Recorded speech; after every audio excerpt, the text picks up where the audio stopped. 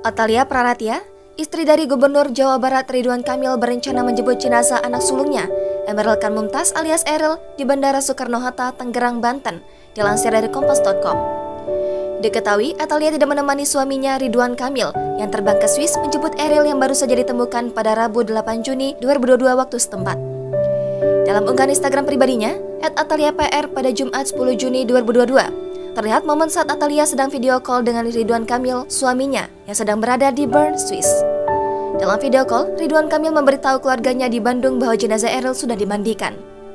Tangisan hati ibunda Eril tampak jelas terlihat, ia pun sampai tak bisa berkata-kata lagi. Atalia tidak sendiri, dia menghubungi Ridwan Kamil lewat sambungan telepon video bersama ibunda Ridwan Kamil dan ibunda Atalia yang mengenakan kerudung berwarna biru.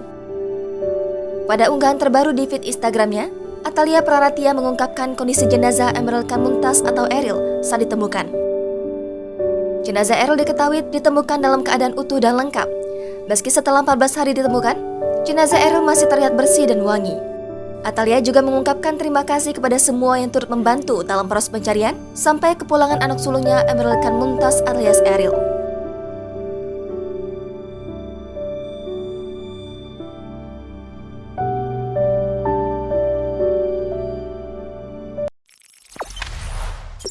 Jangan lupa subscribe, share, komen, dan like ya!